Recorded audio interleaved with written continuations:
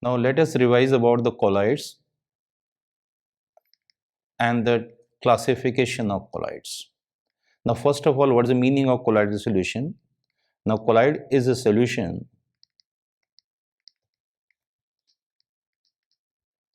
in which the size of the solute particle in which the size of the solute particle is in the range of 1 to 1000 nanometer, and the medium in which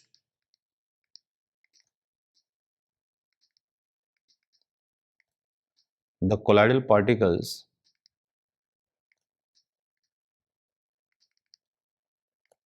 disperse or distribute themselves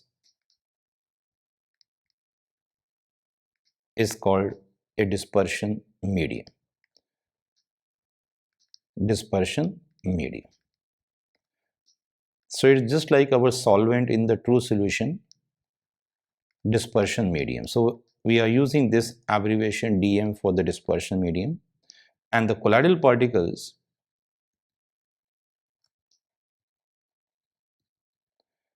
constitutes a dispersed phase. Dispersed phase. So we have two terms in the colloidal solution. One is dispersed phase and the second is dispersion medium. Now dispersed phase just like our solute of true solution, and dispersion medium is just like our solvent in the true solution. Now if the dispersion medium is a liquid or a gas, then the colloid is called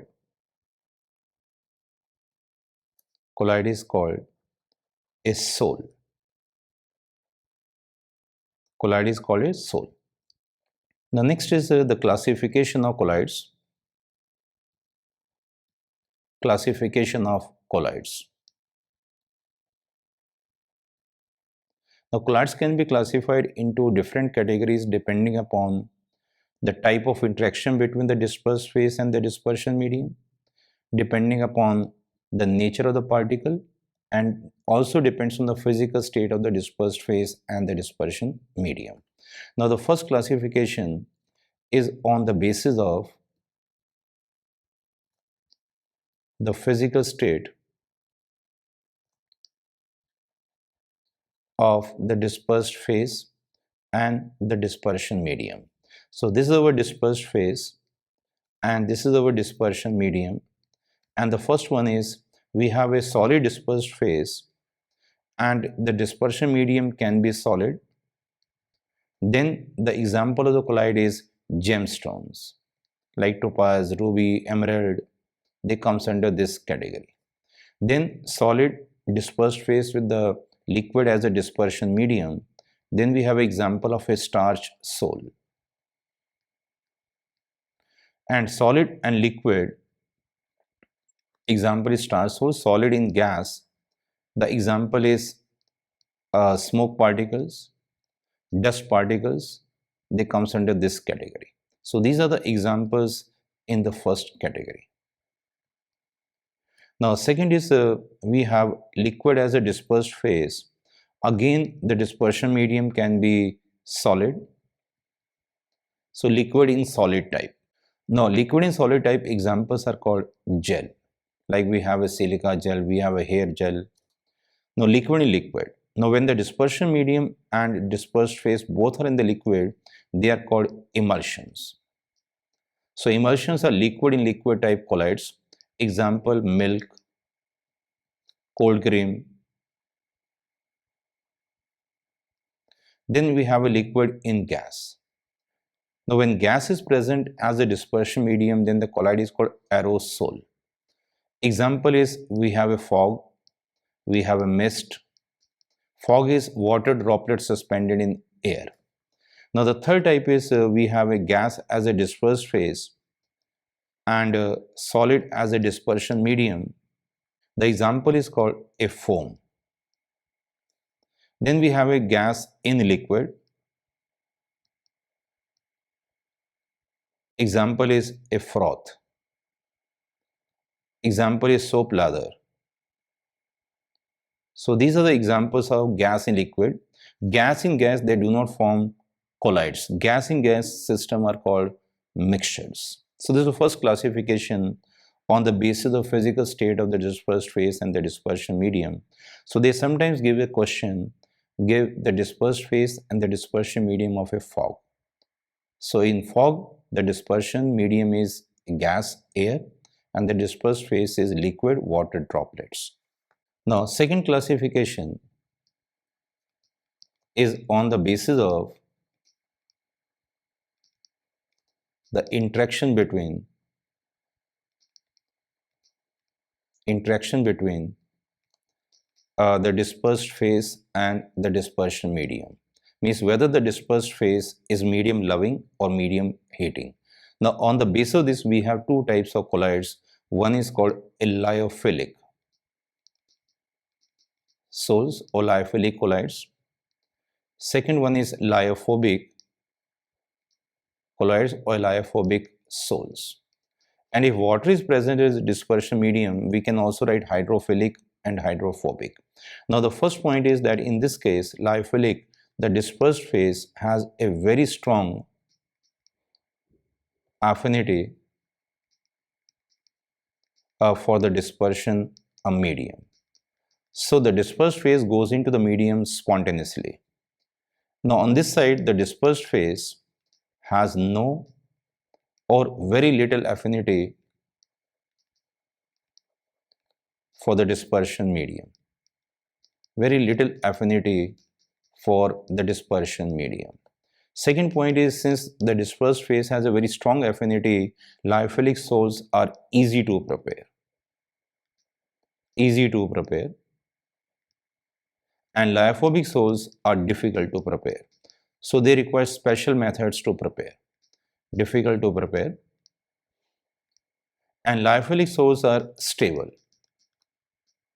And we can store these lyophilic sols for a longer duration of time. And lyophobic sols are less stable or unstable.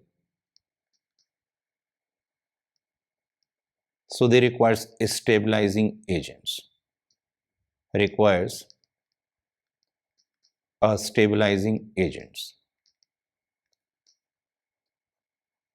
And without stabilizing agents, they coagulate.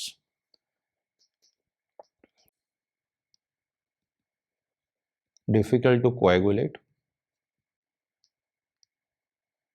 So they coagulate with difficulty and they easily coagulate. Easily precipitates. And as a result, lyophilic sols are reversible and lyophobic sols are irreversible.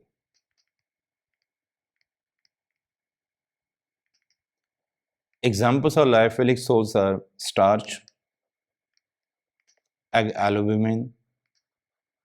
These are two examples of lyophilic sols.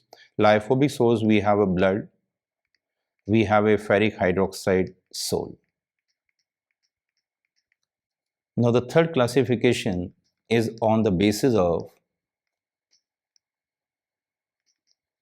the nature of the particles of the dispersed phase.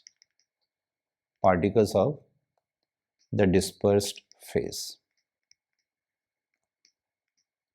Now on this basis, we have three types of colloids, and the first one is called a multimolecular colloids.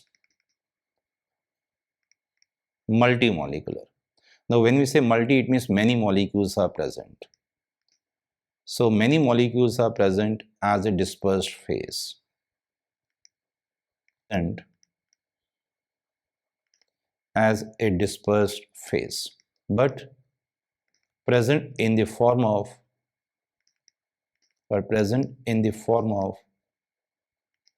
an aggregate cluster group as an aggregate with a size in the range of 1 to 1000 nanometer. This is very, very important, and any solution can be called colloidal only when the size comes in the range of 1 to 1000 nanometer. Now metals and non-metal salts comes under this category. Metals and non-metal salts. Example, we have a sulfur salt, we have a gold salt, we have a silver salt. So these are some examples of multimolecular colloids. Now second is the macromolecular. Macromolecular. Macro means big, large. Now in this case, one single, a large size molecule,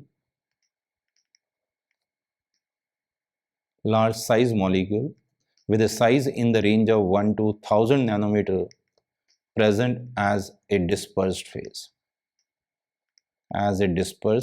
So you don't have to take many molecules. This single molecule has a size in the range of 1 to 1000 nanometer as a dispersed phase. Now polymer salts comes under this category. Are examples. They comes under this category. Examples are, we have a egg albumin, it's a protein polymer. We have a starch salt, starch is a polymer of glucose. We have a rubber salt, rubber is a polymer. So these are some examples of macromolecular colloids. Now the third type is associated colloids. Associated colloids. Now these are the substances which behaves, another very, very important terms, which behaves as a normal electrolyte, means as a true solution. Normal electrolyte as a true solution with a size less than 1 nanometer. So they behave as a normal electrolyte at low concentration, but as a colloid at a higher concentration. Higher concentration due to the formation of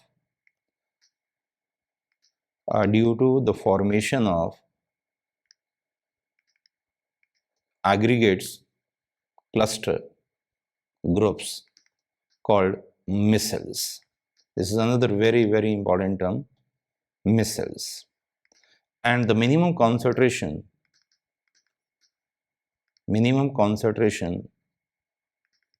above which the micelles are formed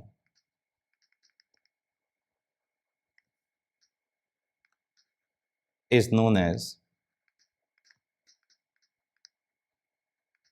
a critical micelles concentration. Critical micelles concentration.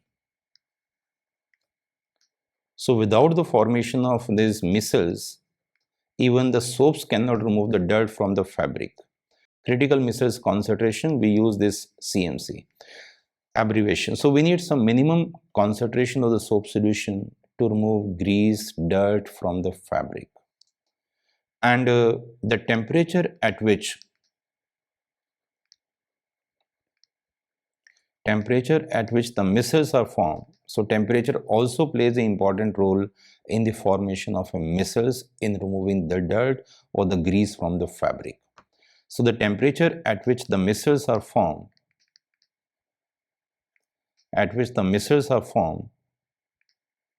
is called Kraft temperature. Kraft temperature. And the examples of associated colloids are soaps and detergents. So the examples are soaps and detergents. So cleansing action of soaps and detergents also based on the formation of micelles. So without the formation of micelles, soaps and detergents are ineffective. They cannot remove the dirt or the grease from the fabric. So this is all about the definition of colloids and the classification of colloids.